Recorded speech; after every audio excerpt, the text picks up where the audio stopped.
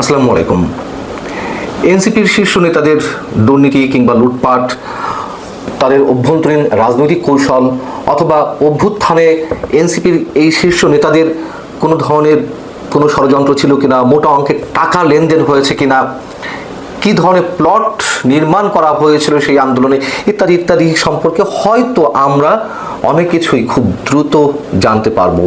এবং যেহেতু এর মধ্যে আমরা জানতে পারছি এনসিপি এরই মধ্যে খুবই মারাত্মকভাবে উদ্বেগজনকভাবে বহুধা বিভক্ত হয়ে পড়েছে, সে বিষয়ে আমরা পরে আসছি। তার আগে একটু জানিয়ে রাখি, বা আপনারা হয়তো অনেকেই জেনেছেন যে এনসিপির শীর্ষ 5 নেতাকে কারণ দর্শান নোটিশ করা হয়েছে। কেন? তারা অভ্যুত্থানের বর্ষপূর্তির দিনে কক্সবাজারে গিয়েছিলেন এবং যেটি গুঞ্জন আকারে ছড়িয়ে পড়েছে যে সাবেক মার্কিন রাষ্ট্রদূত পিটার ডি হাসের সঙ্গে তারা গোপন বৈঠক করেছে। এখন গোপন বৈঠক করে তো সেটি দলীয়গতভাবেই সিদ্ধান্ত নিয়ে করা হয়েছে, কিন্তু এই বিষয়টি তো তারা উড়িয়ে দিয়েছে গুজব আকারে। কিন্তু আমরা জানতে পারলাম যে পরবর্তীতে আবার এনসিপির দলীয় ফর্ম থেকে যারা কক্সবাজার গিয়েছিলেন তাদেরকে শোকজ করা হয়েছে। শোকজ লেটারে কি লেখা হয়েছে যে 5 আগস্ট জুলাই অভ্যুত্থানের প্রথম বর্ষপূর্তি উপলক্ষে রাষ্ট্রীয় গুরুত্বপূর্ণ কর্মসূচি চলাকালীন তারা কেন ব্যক্তিগত সফরে কক্সবাজার গিয়েছেন, কেন সে বিষয়ে রাজনৈতিক পর্ষদকে পূর্বে কোনো তথ্য বা ব্যাখ্যা প্রদান করা হয়নি। শোকজ হওয়া নেতারা কারা? হাসনাত আবদুল্লাহ, সার্জিস আলম, নাসিরুদ্দিন পাটোয়ারি, তাসনিম জারা এবং যুগ্ম আহ্বায়ক খালেদ সাইফুল্লাহ। আচ্ছা বলুন, এই কারণ দর্শানো চিঠির কোনো প্রয়োজনীয়তা ছিল? মানে এইগুলো কি শুধুমাত্র লোক দেখানো নয়? আমি জানি না তাদের গঠনতন্ত্রে কি আছে, এটুকু তো বোঝা যায় যে তারা তো আর চাকরি করে না। ব্যক্তিগত যদি কোনো সফরে গিয়েও থাকে, দলকে না জানিয়ে কেন গেল, এটি কি চাকরি? আচ্ছা, দ্বিতীয়ত হচ্ছে তারা দলকে না জানিয়ে কক্সবাজার গিয়েছে, এটি মনে করার কোনো কারণ কি থাকতে পারে? যে অভ্যুত্থানের মূল দাবিদার এই এনসিপির শীর্ষ নেতারা, তাদের একটি গুরুত্বপূর্ণ অংশ এই যে তাসনিম জারা কিংবা হাসনাত আবদুল্লাহ, সার্জিস আলম, নাসিরুদ্দিন পাটোয়ারি, এরা তো সবাই শীর্ষ নেতা। এর বাইরে কে আছে? আক্তার হোসেন, নাহিদ ইসলাম, এই তো, অথবা হান্নান মাসুদ। তো শীর্ষ নেতাদের একটা বড় অংশ দলীয় ফোরামকে না জানিয়ে কক্সবাজার চলে গেল, এটি হতে পারে? এটি হতে পারে না। কোনো গোপন বৈঠক থাক আর না থাক, এটি হতে পারে না। অন্তত এই গুরুত্বপূর্ণ দিনটিতে তারা এভাবে যেতে পারে না। আর আমাদের ধারণা অবশ্যই তারা গোপন কোনো বৈঠকে, সেটি পিটার ডি হাসের সঙ্গে হোক বা অন্য কোনো কারণে হোক, তারা খুব গোপনেই বিশেষ উদ্দেশ্যে কক্সবাজার গিয়েছিলেন। দলে যাওয়ার কথা না তো আসলে। এখন বিষয়টি হচ্ছে তারা যে কারণ দর্শানোর নোটিশ দিলে, এটা হচ্ছে শাক দিয়ে মাছ ঢাকার মতন।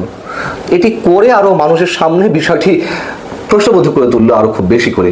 ঠাকুর ঘরে কেড়ে আমি কলা খাই না, সেই অবস্থাও হতে পারে যে আগে থেকে নিজেদের সবকিছু মানে অনেকখানি রহস্যময় করে তুলছে। এখন পিটার ডি হাস যে কক্সবাজার ছিলেন সেটা নিয়েও বিতর্ক উঠেছে। তার সঠিক অবস্থান সম্পর্কে জানা যায়নি। কোনো কোনো মাধ্যম বলছে, জানা যাচ্ছে যে তিনি যুক্তরাষ্ট্রে আছেন, আবার কেউ কেউ বলছে না তিনি কক্সবাজার আছেন। যাই হোক, তবে আবারও বলি, বিশেষ উদ্দেশ্যেই তারা গিয়েছিলেন, এটি আমাদের দৃঢ় বিশ্বাস। এখন বিষয় হচ্ছে কি, যেটি বলছিলাম যে এনসিপির সব অন্দরমহলের খবরের সব কিছু হয়তো খুব শিগগিরই একেবারে খোলস ছেড়ে বেরিয়ে আসবে। তার কারণ এনসিপির গুরুত্বপূর্ণ 2 নীতি নির্ধারক আসিফ মাহমুদ সজীব ভুঁইয়া এবং মাহফুজ আলম, তারা দুজনেই সরকারের উপদেষ্টা পদে রয়েছেন। তারা সাম্প্রতিক সময়ে যে মুখোমুখি অবস্থান নিয়েছেন, তাতে করে আমরা অনেক কিছু জানতে পারছি।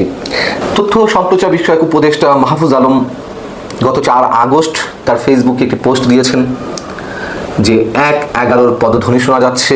পরবর্তীতে সেটি তিনি এডিট করেন, সমালোচনার মুখে সেটি আবার ডিলিটও করেন। সেটিকে কেন্দ্র করে আবার আসিফ মাহমুদ সজীব ভুঁইয়া, স্থানীয় সরকার বিষয়ক উপদেষ্টা, তার ফেসবুকে লিখলেন, আগে সরকারের ভয়ে জনগণ পোস্ট ডিলিট করত, এখন জনগণের ভয়ে সরকার পোস্ট ডিলিট করে, যেহেতু মাহফুজ আলম সরকারের একটি অংশ। আসিফ মাহমুদ সজীব ভুঁইয়ার পোস্টের নিচে ছোট করে লেখা ছিল যে সেলফ ক্রিটিক। নিশ্চয়ই এটি সেলফ ক্রিটিক নয়, এটি মাহফুজ আলমকে ক্রিটিক করে লেখা, এটি আমরা নিশ্চিত। মজার বিষয় হচ্ছে 5 আগস্ট অভ্যুত্থানের বর্ষপূর্তিতে সরকারের পক্ষ থেকে যে জাঁকজমক আয়োজন ছিল তার একটি অংশ ছিল ড্রোন শো। সেই ড্রোন শোতে আসিফ মাহমুদ সজীব ভুঁইয়ার এই পোস্টটি শো করা হয়, কারণ দ্বন্দ্ব সংঘাত কোন পর্যায়ে গিয়ে পৌঁছেছে। মাহফুজ আলম এর আগেও অনেক পোস্ট ডিলিট করেছেন, এডিট করেছেন। যেমন গত 29শে জুলাই তিনি একটি পোস্ট দিয়েছিলেন, সিডনিতে তার ভাইয়ের অ্যাকাউন্টে একটা মোটা অঙ্কের টাকা লেনদেন হয়েছে, সেটিকে কেন্দ্র করে তার বিরুদ্ধে দুর্নীতি অভিযোগ ওঠে। সেটির ব্যাখ্যা দিতে গিয়ে তিনি আবার লিখেছিলেন, আজকাল অনেকের লেজ কাটা যাচ্ছে বলে আমার বিরুদ্ধে লেগেছেন নতুন একটি দলের কয়েকজন মহারথী এতে জড়িত, সবই প্রকাশ পাবে। একটা সার্কেলে প্রায় সবাই দুর্নীতিগ্রস্ত এবং একজন কোনো টাকা ধরছেন না, এটা কার সহ্য হবে। সেটি এডিট করে পরবর্তীতে আবার লিখলেন, যখন এনসিপি নেতারা তাকে তির্যক আক্রমণ করতে লাগলেন যে একটি দলের বা একটি সার্কেলের সবাই দুর্নীতিগ্রস্ত, বোঝা যাচ্ছে কোন দলকে তিনি ইঙ্গিত করতে চাচ্ছেন, স্পষ্টভাবে এনসিপি নেতাদেরকে তিনি ইঙ্গিত করছেন। তো সমালোচনার মুখে তিনি সেটি এডিট করে লিখলেন, আজকাল অনেকের লেজ কাটা যাচ্ছে বলে আমার বিরুদ্ধে লিখেছেন বিভিন্ন দলের কয়েকজন মহারথী এতে জড়িত, সব ষড়যন্ত্র প্রকাশ পাবে। দ্বন্দ্ব সংঘাত একেবারে প্রকাশ্যে আসছে আমাদের সামনে। মাহফুজ আলম যদিও পোস্ট দিয়ে তিনি অসংখ্যবার তা ডিলিট করেছেন, তার এক্সাম্পলও আছে, এটাও সত্য কথা।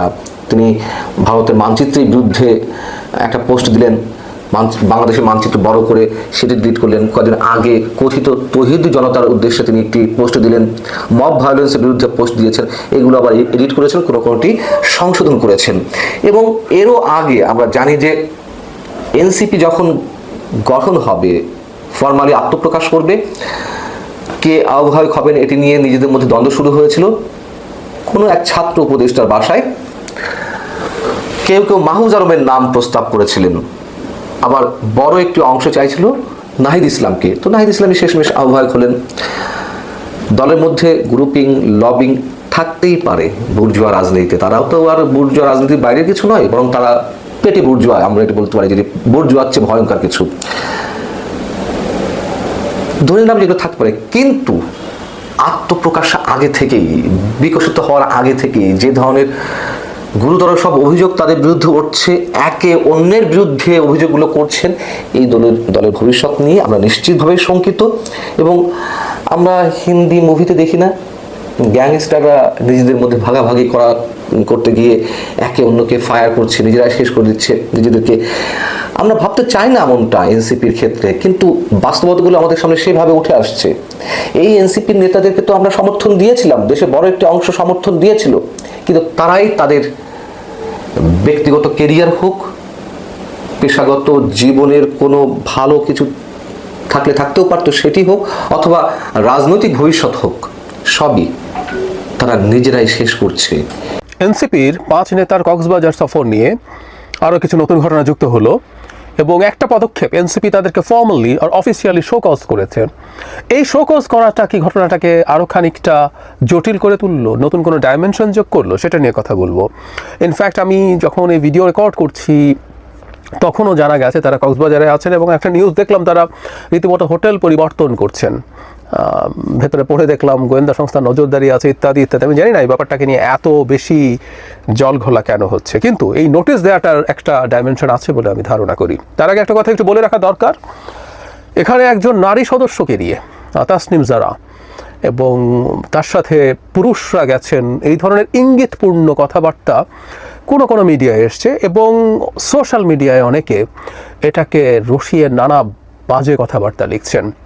মানে আমাদের অসভ্যতার আসলে কোনো সীমা নেই। আমরা অনেকে হয়তো জানি যে তাসনিম জারার হাজব্যান্ড খালেদ সাইফুল্লাহ তাদের সাথে ছিলেন, 5 নেতার মধ্যে একজন খালেদ সাইফুল্লাহ। কিন্তু আমরা যদি খালেদ সাইফুল্লাহ যায়নি, তাসনিম জারা গেছেন বাকি 3 জনের সাথে, তো কি হয়েছে? একজন নারী, একজন রাজনৈতিক কর্মী তার সহকর্মীদের সাথে কোনো কাজে কক্সবাজার যেতে পারবেন না, তারা একই হোটেলে অবস্থান করতে পারবেন না। মানে আমাদের অসভ্যতার আসলে কোনো সীমা নেই। একজন নারী যেখানে থাকেন সেখানে আমরা যদি তাকে পছন্দ না করি, তাসনিম জারার রাজনীতি কারো পছন্দ নাও হতে পারে, তাসনিম জারা না, যে কারো যে কোনো দলের যে কারো, কিন্তু সেটার জন্য নারী হওয়া মাত্রই খুব বাজে ধরনের ইঙ্গিত করার একটা প্রবণতা আমাদের সমাজে আছে। এটা অসভ্যতা এবং এটা ইত্রামি। এই ইত্রামিকে আমরা কোনো রকমেই নতুন বাংলাদেশে জায়গা করতে দেব না। এমনকি তাত্ত্বিকভাবে বলছি, এটা যদি আওয়ামী লীগ নিষিদ্ধ, কিন্তু আওয়ামী লীগেরও কোনো নেত্রীর প্রতি, নারী নেত্রীর প্রতি যদি এই ধরনের ঘটনা ঘটে, এই ধরনের নোংরামের বিরুদ্ধে আমাদের অবস্থান নিতে হবে। সমাজে কতগুলো বেসিক স্ট্যান্ডার্ড থাকতে হয়, সেটা আমাদের মানতে হবে। যাই হোক, যেটা নিয়ে কথা বলতে চেয়েছিলাম সেটা হচ্ছে এই যে নোটিশ দেওয়া আছে, নোটিশের ভাষাটা আমি একটু পড়ি। 5 জনকে একই নোটিশ দেওয়া হয়েছে একই ভাষায়। গতকাল 5 আগস্ট জুলাই অভ্যুত্থানের প্রথম বর্ষপূর্তি ও রাষ্ট্রীয় গুরুত্বপূর্ণ দিবসে আপনি এবং দলের আরও 4 জন কেন্দ্রীয় সদস্য ব্যক্তিগত সফরে কক্সবাজার গিয়েছেন। এই সফর সংক্রান্ত কোনো তথ্য কিংবা ব্যাখ্যা রাজনৈতিক পর্ষদের নিকট পূর্বে অবগত করা হয়নি। অনেকগুলো ডাইমেনশন যোগ হয়। আমরা জানি 5 জন কারা কারা, অলরেডি যারা এবং খালেদ সাইফুল্লাহর কথা বললাম। এর বাইরে আছেন জনাব নাসিরউদ্দিন পাটোয়ারি, হাসনাত এবং সার্জিস। খেয়াল করি আমরা 5 জন সবচেয়ে পরিচিত মুখের মধ্যে, মানে এই দলটার এনসিপির সবচেয়ে পরিচিত মুখগুলোর মধ্যে 5 জন এখানে গেছেন এবং তাদেরকে আমরা আসলে এনসিপি বলতে এর বাইরে আর 1-2 জনকে হয়তো আমরা বুঝি, মানে বেশি পরিচিতির দিক থেকে বলছি। তো তাদের এই সেন্স অফ রেসপন্সিবিলিটি নেই যে তারা এতজন এভাবে যাবেন। এটা তাদের ভাষ্য মতে তারাই বলছেন যে তাদের যে রাজনৈতিক পর্ষদ আছে তাদেরকে অবহিত করা হয়নি, তারা এটা জানেন না, এতটাই ইররেসপন্সিবল তারা। খুবই ভয়ঙ্কর কথা। এখন সমস্যাটা কোন জায়গায় হয়েছে? পিটার হাস দেশে ছিলেন না, আমরা জানি। এই পিটার হাসের সাথে বৈঠক না। এখন প্রশ্ন হচ্ছে এটা কি অন্য কারোর সাথে বৈঠক ছিল? কারণ তাদের এই সফর নিয়ে খানিকটা লুকোনোর টেন্ডেন্সি মনে হয়েছে, আমি নিশ্চিত নই, কিন্তু আমরা এই ধরনের একটা ভিডিও দেখার পরে এই ধরনের সন্দেহ হয়েছে। এখন সেটা প্রকাশিত হয়ে যাওয়ার পর কি ড্যামেজ কন্ট্রোল করা হচ্ছে? কারণ এখানে একটা প্রশ্ন তৈরি হয়, সেটা হচ্ছে 5 আগস্ট তারা কেন গেলেন? যে 5 আগস্টকে এনসিপি তার সবচেয়ে বড় কৃতিত্ব হিসেবে দাবি করে, অনেক ক্ষেত্রে জাহির করে বাজেভাবে, কিন্তু করে। তার মধ্যে সবচেয়ে গুরুত্বপূর্ণ লোকজন বিভিন্ন প্রোগ্রামে থাকবেন, এটাই তো স্বাভাবিক। আমার সাথে গতকালই এনসিপির একজন নেতা টকশোতে ছিলেন, তিনি জানান যে 3 জন ইনভাইটেড ছিলেন, 3 জন গেছেন ওই মূল অনুষ্ঠানটাতে, কিন্তু মানিক মিয়া এভিনিউতে তো অসংখ্য মানুষ ছিলেন এবং বিভিন্ন জায়গায় বিভিন্ন অনুষ্ঠান হয়েছে, সেখানে তারা যেতে পারতেন, বিভিন্ন টকশো হয়েছে সেখানে তারা, কারণ সেদিন ঘোষণাপত্রও দেওয়া হয়েছে, সেই ব্যাপারে তাদের যে মতামত আছে সেগুলোর বিশ্লেষণ তারা উপস্থাপন করতে পারতেন জাতির সামনে। সুতরাং আমরা জুলাই পদযাত্রা করে ক্লান্ত হয়ে পড়েছি, তাই এখন ঘুরতে গেছি, এটা ঠিক ধোপে টেকে না। ফলে এটা এক ধরনের মানুষের সামনে রং পারসেপশন দেয়, সেই কারণে তারা ড্যামেজ কন্ট্রোল করার চেষ্টা করতে পারেন। কিন্তু একটা প্রশ্ন আছে, খুবই জরুরি প্রশ্ন আছে, এই যে 5 জন গেলেন এটা কি বেআইনি কিছু? উত্তর হচ্ছে না। এটা কি অনৈতিক কিছু হলো? আমি এটা খুব মেজর অনৈতিক কিছু হয়েছে বলে মনে করি না, কিন্তু এটা পলিটিক্যালি ইনকারেক্ট হয়েছে। আমি এই ইস্যু নিয়ে গতকালের ভিডিওতেই বলেছি যে পলিটিক্সে পারসেপশন ম্যাটার্স। অনেক সময় ফ্যাক্টের চাইতে পারসেপশন বেশি ম্যাটার করে, সো এখানে তাদের সম্পর্কে পারসেপশনের ক্ষতি করবে। কিন্তু ঘটনাটা সেই অর্থে তাদের বিপক্ষে যায়নি, কারণ যখন জানা গেল জনাব পিটার হাস দেশে নেই এবং একটা মিথ্যে খবর মিডিয়াগুলো, অনেক মেইনস্ট্রিম মিডিয়া নিশ্চিতভাবে ছড়িয়েছে, এটা অত্যন্ত গর্হিত হয়েছে। আমি গত ভিডিওতে বলেছি আমাদের প্রেস কাউন্সিলের উচিত ছিল এই ঘটনাটা নিয়ে মিডিয়াগুলোর সাথে কথা বলা, তাদেরকে জবাবদিহিতার আওতায় আনা। এবং আমি এখন পর্যন্ত দেখিনি কোনো যারা এসব প্রকাশ করেছে তারা অ্যাপোলোজাইজ করেছে তাদের এই ভুলের জন্য। এবং ড্যামেজ প্রচুর হয়ে যায়, ভুল স্বীকার করলেও আসলে অনেক সময় সেটা ঠিক হয় না। এই যে আমরা জানলাম পিটার হাস দেশে নাই, অনেকে এটা জানলেন না, তাদের কাছে চলে গেল, তারা গেছেন। অবশ্য আমি বলি পিটার হাসের সাথে বৈঠক করতে গেলেই বা কি, আমি মনে করি পিটার হাস আরও অনেকের সাথে বৈঠক করবেন, এগুলো খোলামেলা হওয়া উচিত এবং NCP should be smart enough, যদি কখনো তারা করেন তারা সেটা জানিয়েই করবেন। কিন্তু সিচুয়েশন তাদের কন্ট্রোলে চলে এসেছিল, তো তাহলে আবার এই শোকজ করার মাধ্যমে কি ব্যাপারটাকে আরও উস্কে দেওয়া হলো না? কারণ এই শোকজের মাধ্যমে তাদের 5 নেতার ইররেসপন্সিবিলিটি আবার জাতির সামনে প্রকাশিত হলো। খেয়াল করি, এই 5 নেতা একসাথে যাচ্ছেন, 5 আগস্ট যাচ্ছেন, তাদের যে রাজনৈতিক পর্ষদ তাকে তারা জানাননি, এটা অফিসিয়ালি এখন এনসিপি বলছে, যে দলের প্রধান লোকজনের মধ্যে এটা জানলেন না। তাহলে কি হতে পারে? আমরা কি একটা অন্য ইন্টারপ্রিটেশন করব?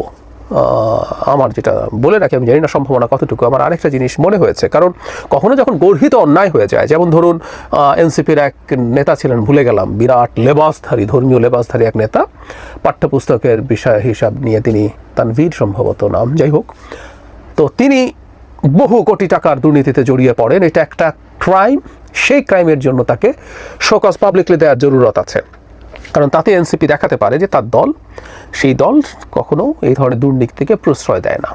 কিন্তু যে ঘটনাটা ঘটলো, এই ঘটনাটা তো কোনো ক্রাইম না। তাহলে কেন এই 5 নেতাকে অফিসিয়ালি তারা আবার জাতির সামনে কাঠগড়ায় দাঁড় করালেন? এই প্রশ্নটা আমার মাথায় আসলো এবং এটার একটা অল্টারনেটিভ ব্যাখ্যা, আমি জানি না কতটা নিশ্চিত হবে এটা, কিন্তু আমার একটা অল্টারনেটিভ ব্যাখ্যা আছে। এনসিপির মধ্যে কি কোনো ধরনের সিরিয়াস মতদ্বৈততা তৈরি হয়েছে, বা আমরা পার্টির ভাষায় যেটাকে গ্রুপিং বলি, গ্রুপিং তৈরি হয়েছে, যে কোনো একটা গ্রুপ, এই যারা গেলেন তারা হয়তো এক গ্রুপের, এবং দলের কোনো একটা গ্রুপ চেয়েছেন এদেরকে পাবলিকলি হিউমিলিয়েট করতে। আমি জানি না, কিন্তু আমার কাছে এটা একটা কারণ বলে মনে হয়েছে। কারণ এই অফিসিয়াল যে প্রতিক্রিয়া, যে ইনফ্যাক্ট তাদের কাছে পার্সোনালি এই ধরনের জবাবদিহিতা রিটেন চাইতেও পারতো, কিন্তু এটা তারা পাবলিক করেছেন, তার মানে এটা জনগণকে জানাতে চেয়েছেন।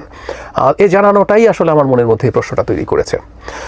বাংলাদেশে রাজনৈতিক দলগুলোর মধ্যে নানান মতদ্বৈততা, গ্রুপিং, দলাবদলি থাকবেই। আমি অনেকে এনসিপির কাছে আলাদা কিছু এক্সপেক্ট করেন, আমি করি না। এই মাটি থেকে উঠে আসা একই রকম মানুষজন, এরাও একই রকম ভাঙা করার মধ্য দিয়ে যাবে, এবং এই কারণেই তারা যত বেশি এক্সপেকটেশন নিজেদের উপরে তৈরি করেন, আমি মনে করি এটা তাদের ভুল, এটা উচিত না। এটা করে বরং মানুষের সমালোচনা তারা বেশি ওয়েলকাম করেন, তখন অল্প সমস্যাতেও মানুষ তাদেরকে বেশি সমালোচনা করে, and which is very natural. যে আপনি তো নতুন বন্দোবস্তের কথা বলছেন, আপনি তো সব কিছু ভালো করে ফেলবেন বলছেন, তো আপনি এটা করছেন কেন?